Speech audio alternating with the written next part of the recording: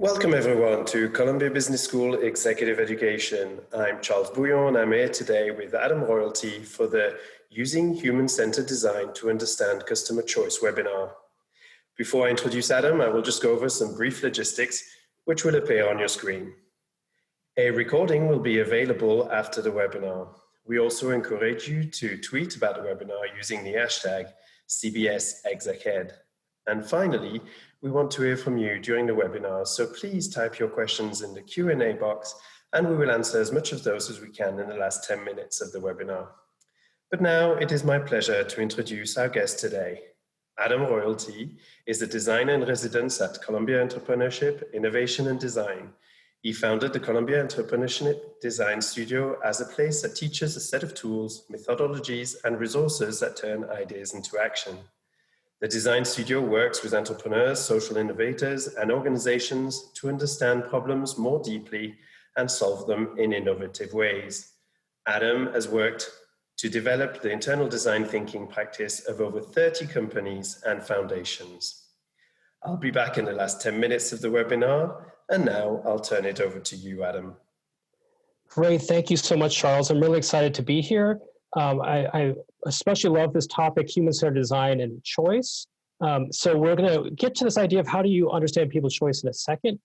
But I just want to do a little bit of a primer around human-centered design and talking about, gosh, why is design such a hot thing right now? And hopefully draw a bridge between design and the fields that you are working in. So to do that, I love showing this image. And to me, it really exemplifies what designers do well. So, what designers are particularly good at is taking an ambiguous and messy problem that doesn't have a necessarily clear solution, or it might not even have a clear direction of where you're going to go, and they use a process to get through that, right? And so they've been doing this for a really, really long time. And the thing that people have started to kind of connect into the last 10 or 20 years is the fact that there's a lot of problems in the world that look like this. And so what people have said is like, why don't we use some skills and tool sets that designers have in order to better understand how to get through these complex problems. Right. So with that, I want to move on to the next slide, and I want to put this because a lot of people ask specifically, what are areas in which what are areas in which design can be used? People will say to me like, oh gosh, can design be used in my field? Can design be used in B2B or B2C? Can design be used across a team? And so my answer to that is human-centered design is a useful tool whenever humans are involved, right? So whenever you need to understand somebody's motivations, right, to either create a product for them or work collaboratively with them, like you can use human-centered design as a way to work. So this is an example of all different cases in which people have used design. So one in the upper left is a social venture for creating a pepper grinder for farmers in West Africa. We have human-centered design as a way to construct and develop a better surgical tool for ear, nose, and throat doctors. The one on the lower left, we'll get to in a little bit more detail, is kind of transforming a medical device company into a company that really responds to patient needs. And the one in the middle bottom is a tech venture, and my favorite on the lower right is a teacher who worked with children in underperforming schools, and she used design and some educational techniques to raise the average reading level by raise the reading level by an average of 5 years. So these are all people who are using design as a way to like understand people's motivations and design for them, right? So again, I'll say it's a little bit more straightforward when you have a customer because you're trying to understand customer needs and customer choices. But if you're working B2B, you're still engaging with another organization, right? There's people, there's individuals that are making decisions on that, on the side of buyers and sellers in that market. So understanding their motivations is important. It's also kind of like a secret sauce. If you're doing B2B work and you understand those businesses' customers, that's another way you can leverage design. And then a couple of ways that I think are a little bit more internal facing. We often get questions about teams, like how can you use design as a leadership tool? Again, as a leader, as a collaborator, trying to understand what motivates and drives the people you work with is a great way to design better interactions. And then finally, using design as a way to understand your own decisions, right? What motivates you? So if you think about design as a tool for understanding customer choice, then it's really not too far of a leap to think, well, actually, design is a way to help understand choice, right? How are people making different choices? So I'm going to give you a couple of tools that designers use to get at these choices, these decisions. But I want to start with a little bit of a story around why the approach that designers take on is particularly relevant. Right. So this is a story about choosing a tie and what that tells us about how people make decisions. So there was a patient. His name is Elliot. That's the kind of his name is how his name is referred to in the medical literature. And so he had a massive brain tumor in the prefrontal cortex, like kind of front of his brain. And fortunately, doctors were able to remove it. The unfortunate part is there was still a little bit of like after they removed the tumor, he just wasn't quite the same person, and nobody could quite figure out, like he just seems to be a little bit different. Like the Elliot is a different person, and so that started to show up in strange ways. And one of the ways it showed up is he started becoming showing up later and later to work. His job is, I believe, as an accountant, because he couldn't figure out what tie to wear to work. Like he spent 20, 30 minutes just choosing a tie. And then they couldn't figure out why that was the case. He didn't used to do that. And then while at work, he had a hard time making decisions about, how should I even organize my files? How should I even get started? And so they keyed in on this fact that he has a hard time making decisions. He can't do it like he used to. And they ran him through a battery of tests, IQ tests, nothing. It was the exact same as before. Memory, verbal, all of these things were the same, so they couldn't explain it. And one of the more obscure tests that they ran him through finally brought a clue. It's a test designed to elicit a strong emotion reaction. They showed these images that were meant to elicit like positive, negative feelings. And they had no effect on Elliot. And then they sort of noticed, he actually is not very emotive at all anymore. He's just not passionate one way or the other. And so that was one of a way that neuroscientists and other psychologists started to draw a stronger connection between emotions and decision making, right? So there's kind of, people said, we make decisions using our guts, and those were phrases. But there's been more and more research showing that the place in our brain where we make complex decisions is highly linked to emotions, right? And so for designers, what we're really interested in is understanding people's decisions by connecting them to the emotions that they're feeling. And I'd say now that is particularly relevant in today's world because people are shifting behaviors, right? There are new routines being formed every day. There are new preferences being formed in terms of, purchasing, in terms of collaborating, in terms of, connecting with other people. And then as these routines are being developed, it's a chance to understand like how decisions might shift.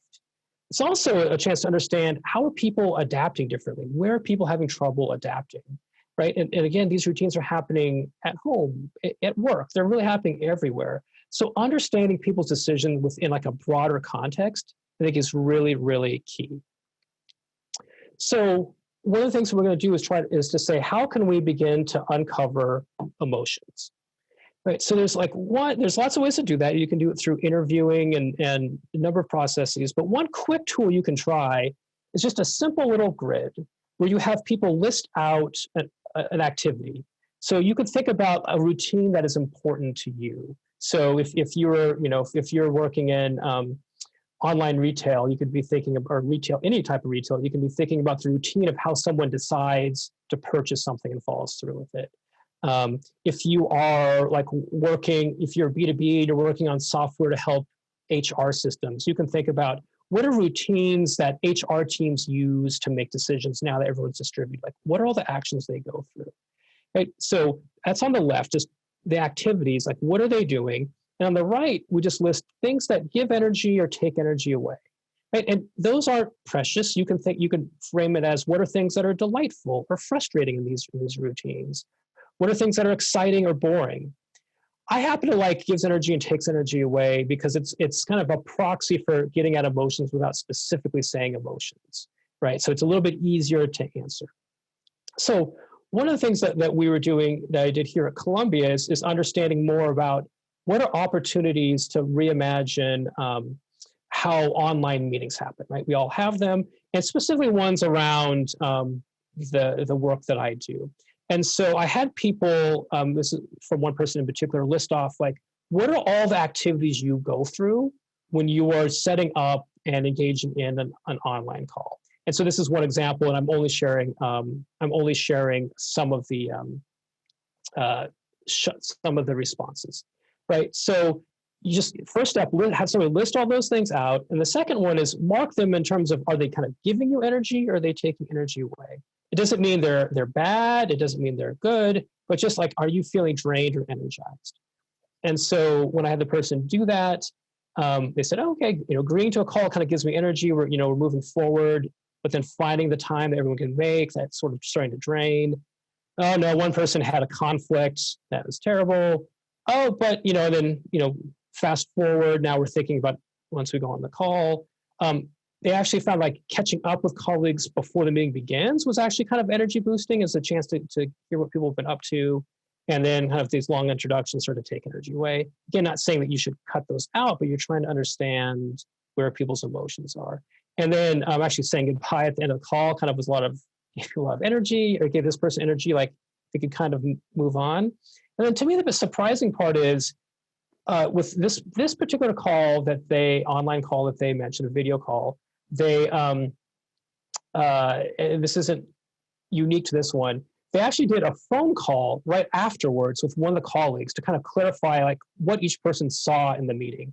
And that gave me the most energy, because they could make some plans, like, okay, you could kind of have this unofficial run through of what the schedule, what the plan was. And they also, honestly, was a time where they could kind of socialize or say like, gosh, what was that person talking about? I couldn't figure it out. So this kind of informal response to a formal call, it indicated to me a couple of things. One, that's where there's a lot of energy there, but I started asking questions about it. And it turns out that's where a lot of the work happens for my colleague, that the call itself is more about background and action is taken afterwards. So this was by paying attention to where the emotions were kind of the highest, the most positive, most negative. It was a clue for me to understand more about their routine. And I was able to get a little bit of insight in terms of, gosh, work actually happens in this post call that no one ever really thinks about, at least in this case.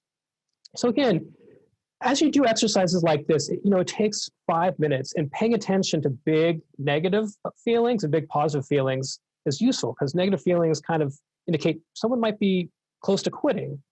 Positive feelings are like, oh, this is actually a moment of resilience or excitement, right? So again, to engage in this, think about a routine that a person, a customer, or a partner is going through when they're engaging either in your product or what you're trying to create, or what they're engaging, a routine they're engaging in that you feel like you could improve.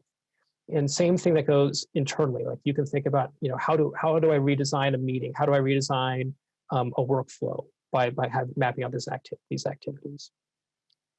Right. The second tool I want to get at, again, is pretty straightforward, and it's something that designers love. And it's this idea of needs. So what do people really need versus what they want, but versus a solution? It's different than the solution. It's what they're trying to get. And so one kind of just simple way to think about this is, imagine a person that you are designing for or solving for, right? It could be a customer, it could be a particular person in a company that you're trying to sell to. It could be a team. But mapping out their needs in terms of depth of need can be a useful tool. And again, this isn't that one needs better than another. It's about how deep is the need for them. So let me give you an example. So on the screen, you can see these are gloves that allow somebody to use a smartphone in the cold, right? So there's this very straightforward need there. Like, oh, now I can use my phone without getting my hands cold. So that need being met. But if you imagine the same scene and somebody's on Instagram, or maybe they're FaceTiming family, that's another need being met at the same time. This need of connecting with friends or family.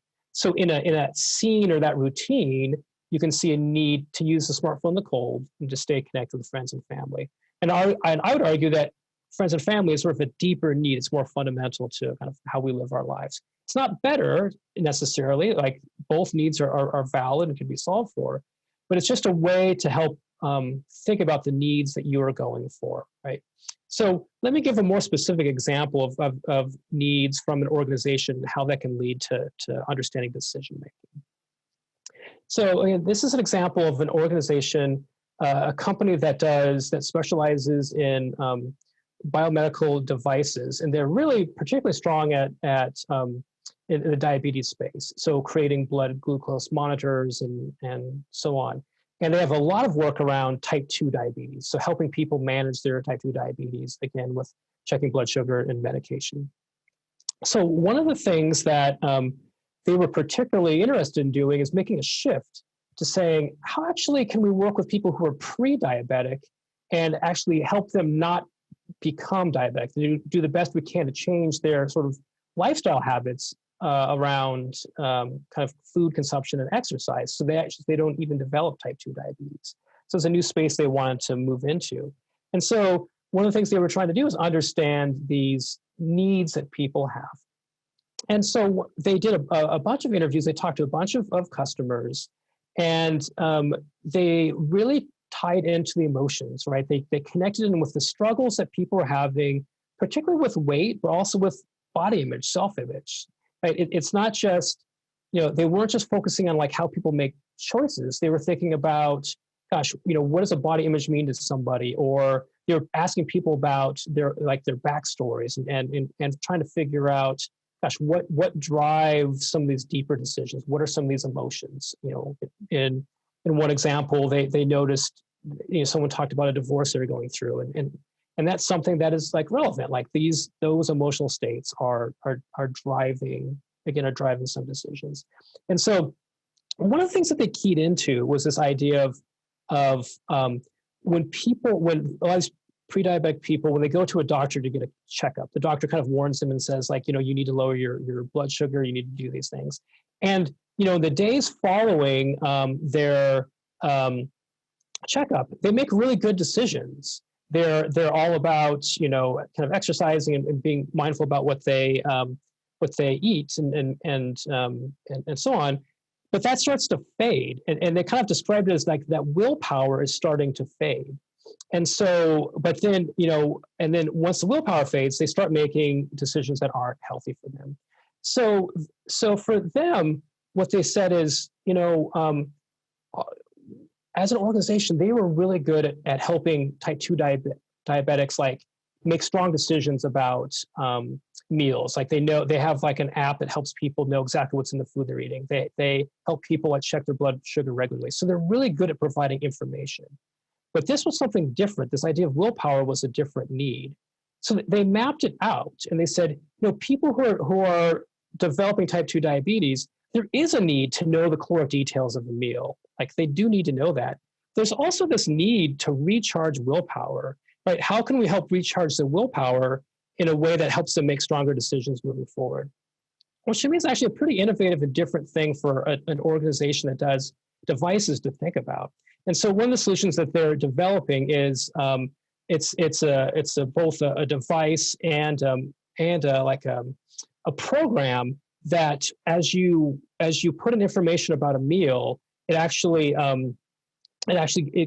reaffirms the decisions that you're making and connects you. It connects you back to like a plan that you've set. And then in their test, they found that this is a way, like even after the people that are in their trial, even after they leave the doctor and they have this kind of recharged willpower, they make stronger decisions for longer using this system, right? So that willpower doesn't fade, right? And when their willpower doesn't fade, they make stronger decisions.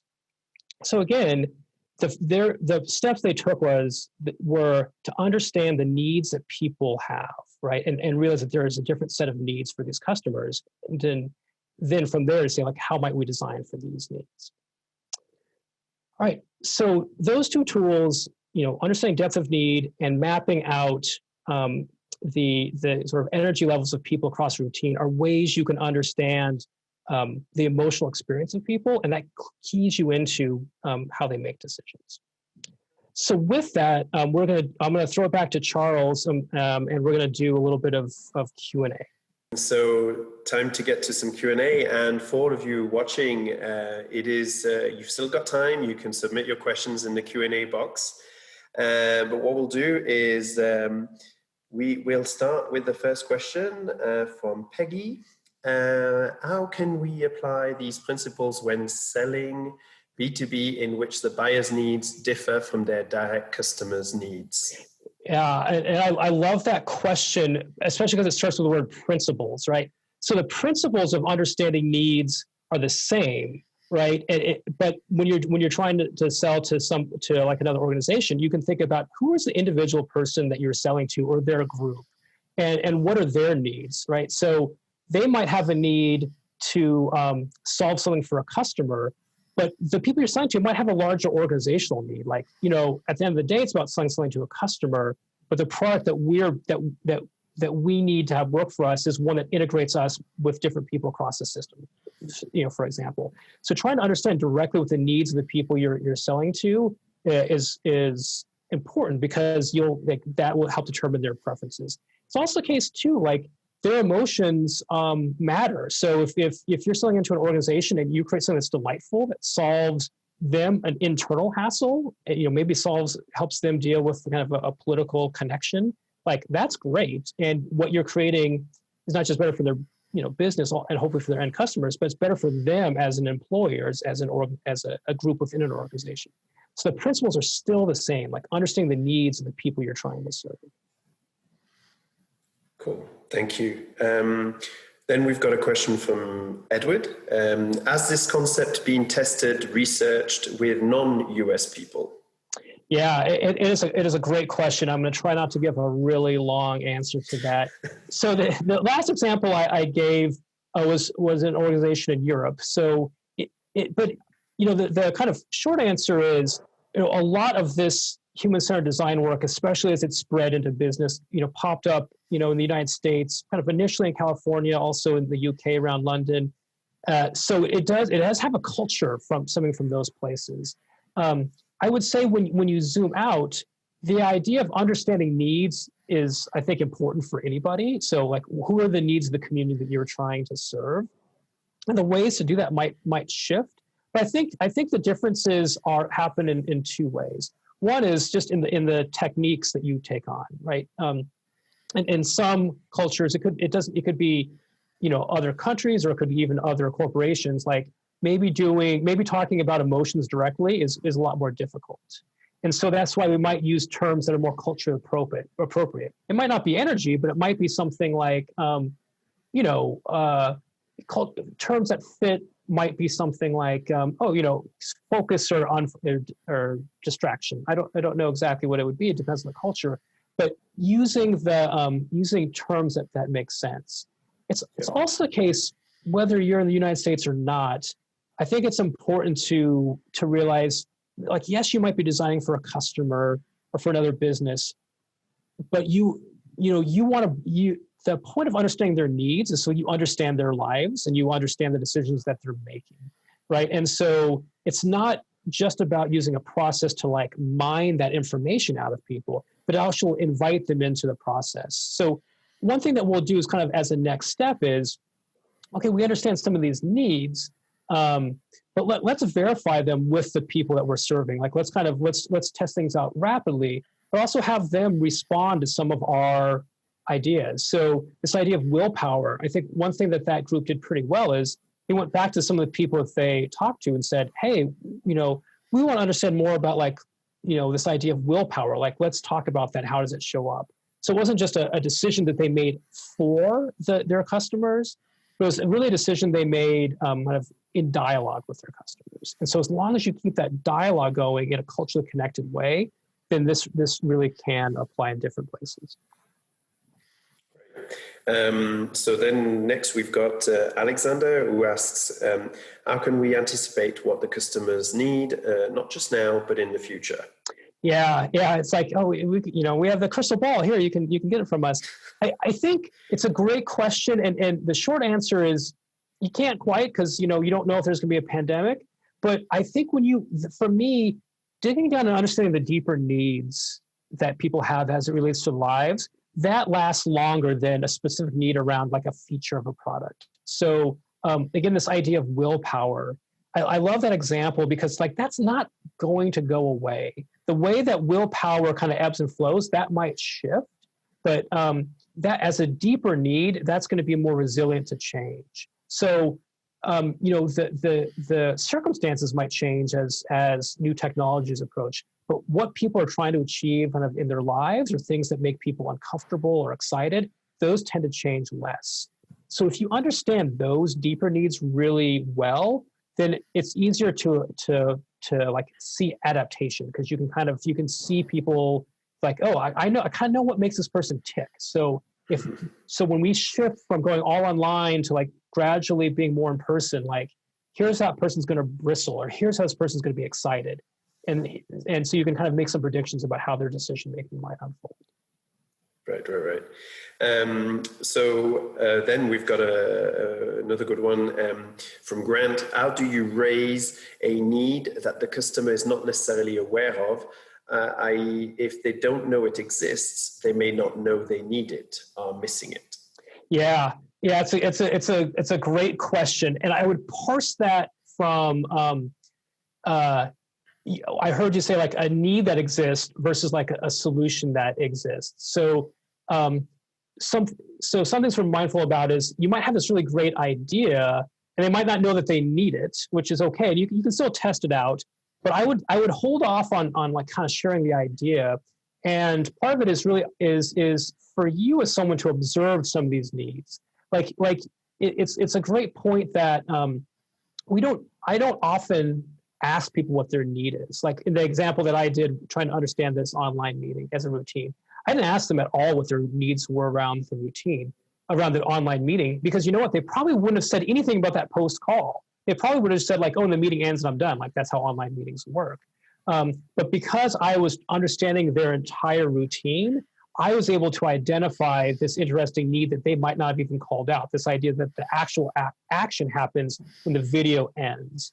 So a lot of it is putting yourself in a position to see how people are making, to see people's routines and see how the choices that they're making. So, and it takes a little bit of digging. And once you figure out like, what are they actually trying to do? What are some things that they can't accomplish?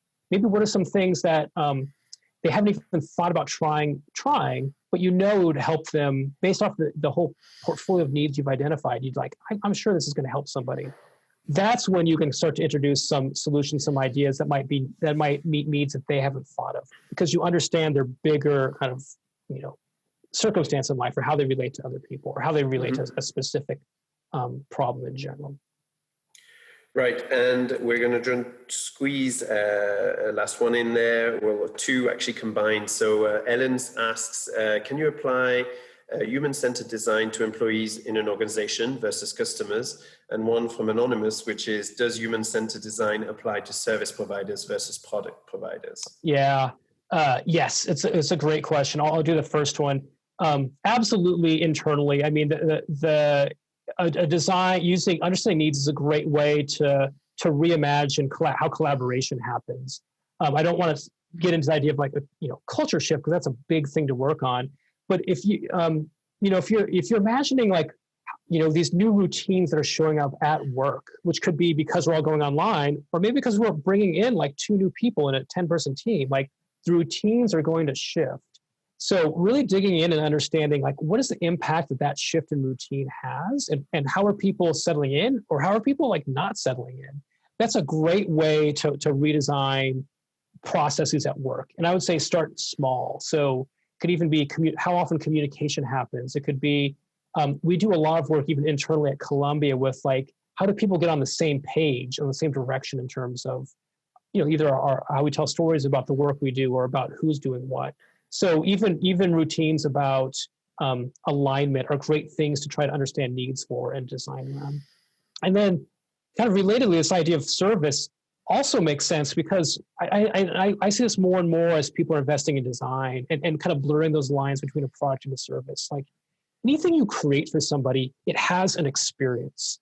If it's a product, there's still the experience of like choosing the product, like getting it, opening it, using it, misusing it. That's just an experience that a customer has with the user, or with a product. It's the same thing with a service. It could be a software. Like how does even internally with an organization, how does the organization decide to purchase it?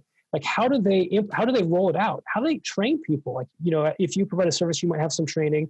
They might have to train people to bridge these connections. So understanding how those routines work, how an organization begins to use a service and what that experience is like for people is essential, because those needs will pop up. Like where are people confused? Where are people delighted? Awesome. Where does it break down? What needs do people have around like breakdowns, or where are they hacking the system? So if you think about the thing that you're creating as an experience, right? A product experience, a service experience, a team experience, actually even a family experience, right?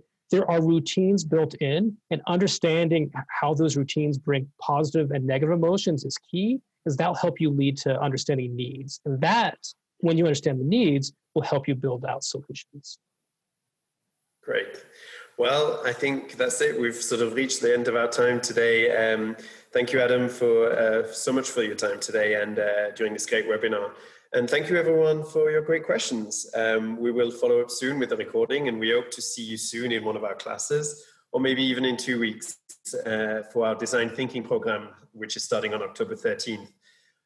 All the best and have a great week. Goodbye.